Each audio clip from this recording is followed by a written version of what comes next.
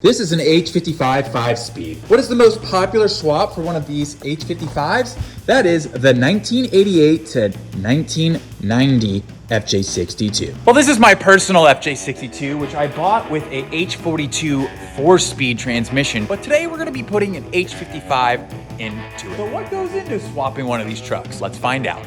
We have everything pulled out of a 1985 FJ60 ready to go in another customer's FJ62 for the same swap that we're doing on our 62. We'll start with the 3F bell housing, which is specific to the 1985 to 1987 FJ60. This is a 1980 to 87 flywheel, which will work on the 62. We want to make sure that we note that the flywheel bolts, which these are from a 60 series, may be different on your model according to what year of 62 that you have. These are the 85 to 87 FJ60 front and rear drive shafts. They are specific to the H55 if you're going to be going with that transmission. This is your OEM clutch line that sits on the firewall. You can go ahead and bend your own up of this, but it's always easier to just pull it straight out of the 60 series parts truck if it's in good condition. Also note that there are these 3-line clips that you're also going to have to use to bolt to your other 2 brake lines on the firewall. The pedal box is one of the most important parts of the entire swap, as it is very different from the automatic to the manual transmission one.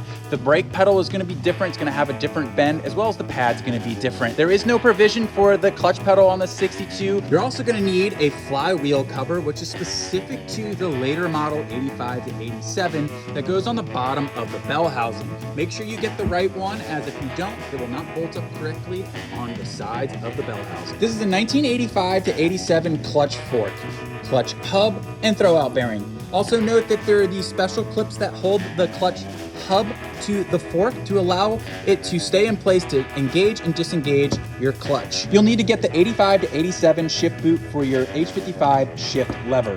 Your trans tunnel cover is going to be different, obviously, because we're adding a manual transmission. Make sure that you get an 85 to 87 top plate like this. If you go earlier, this cutout here will be a straight line and it will not fit your application. The most important part of the entire swap, and that is the 1985 to 87 FJ60 Crossmember, which has already been welded into this FJ62 frame. FJ62 automatic transmission Crossmember ears are still existing on this frame. As you can see, they are quite a bit farther away from the FJ60 ones.